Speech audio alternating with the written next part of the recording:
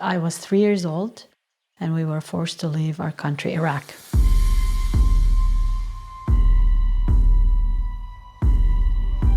We left there and we were in a refugee camp, and my mom had a hard time because my sister was a day old and she had bleeding and she was gonna die, and my dad wasn't with us.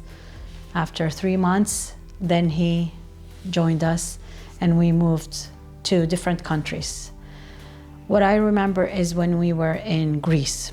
I was 8 years old, and of course, it's a new country. You don't know the language, people don't know you. They look at you like you're an alien. We had to go find a school that is in Arabic. The school that is in Arabic is about 2 or 2.5 hours away. We had to walk about 10-15 minutes, take a train, then walk about 10 or 15 minutes more, take a bus, get off that bus, take another bus to reach the school. I was 8 years old and I had my sister with me, she is 3 years younger than me, 5. And we used to go there. My dad will take us. Then after I was a little bit older, I was taking my brother with me and our friend's daughter with us. So we would take them all and I would hold them together. And I remember one time, because we were crossing the street, she would say, "Sura, you're holding me too tight." I have to hold them too tight because I'm responsible for them.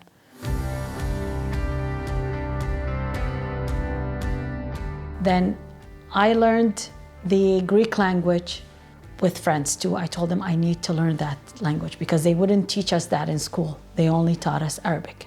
I sat with them. I learned how to read, how to write, the alphabet, everything there. We lived in Greece for about 6 years. Made friends, we had a good life. People there are nice. It was difficult, not easy, because there were days that we didn't have like $1 in the house. I remember I was 10 years old and my dad would bring work home. We would used to do the keychains, those round things that hold the keychains. We would sit down and do those as work.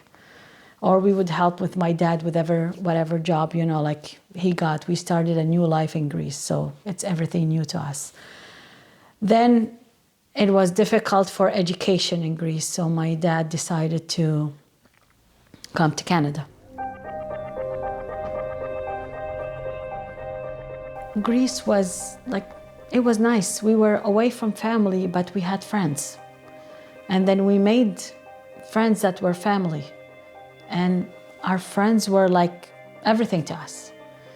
When we left, it was heartbreaking. To this day, I remember it. It was very hard. We came October 18th of 1991. It's so we came at night, so nothing is bright. The highway is all dark, so it's scary already.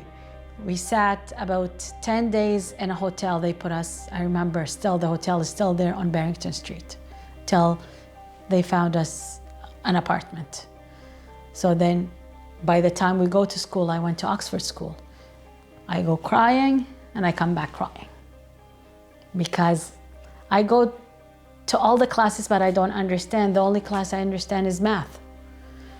Then we used to go to ESL, which is English as a Second Language class. In December, they would give you the report card.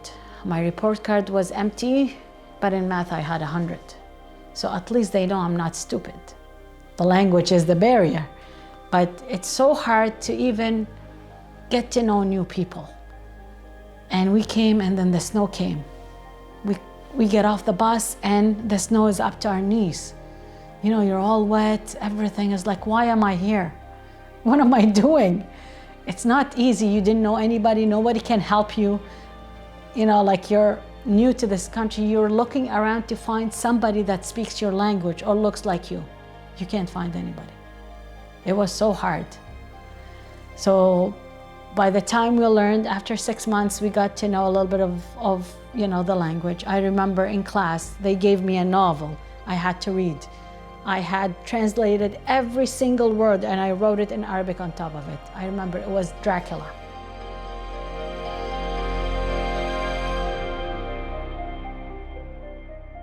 It's hard to even mingle with the Canadian people.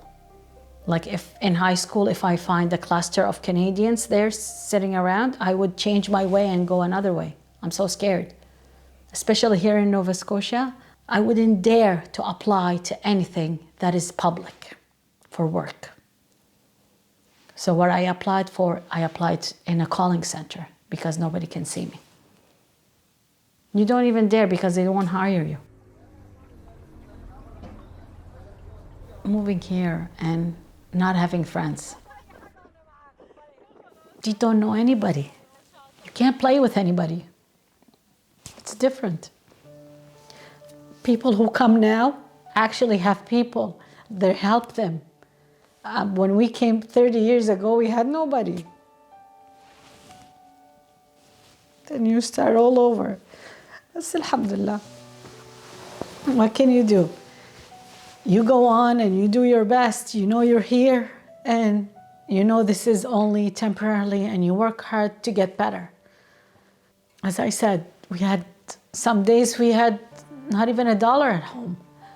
So it's not easy when you want something and you can't buy it. You know you can't spend this. You can't go to a coffee shop. You can't go anywhere because you know every dollar counts.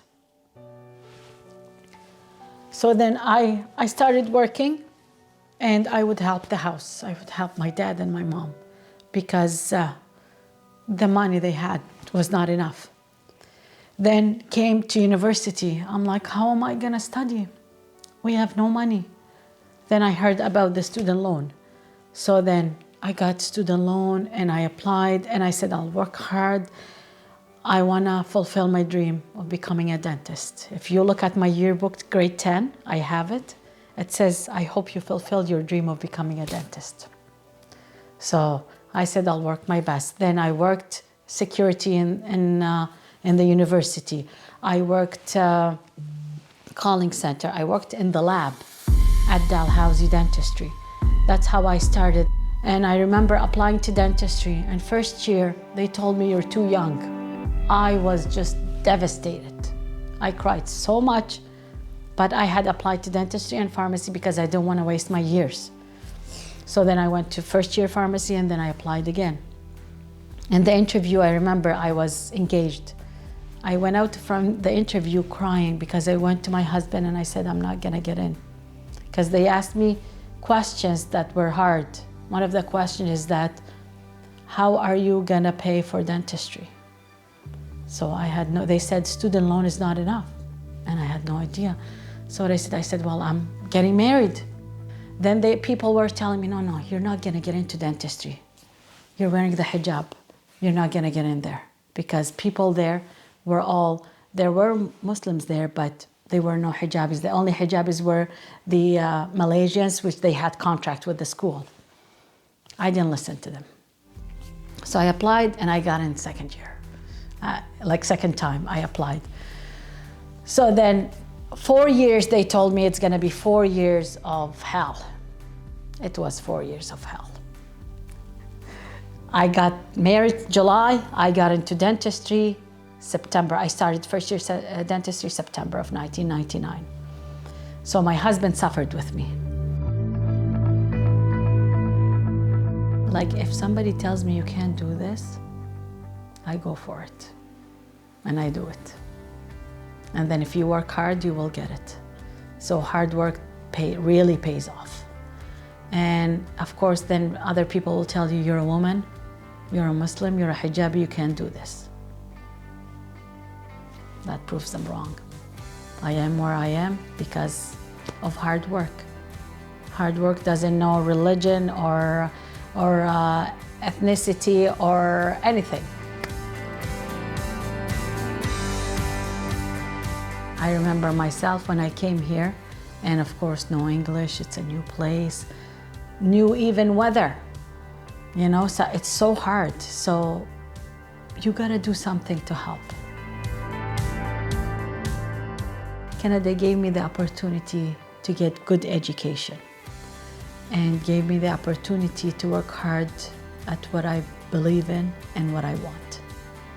And I will still keep doing it. Whenever I get a chance I can give back is help to improve this country so that when newcomers come, or even for people who exist here, will have a better life.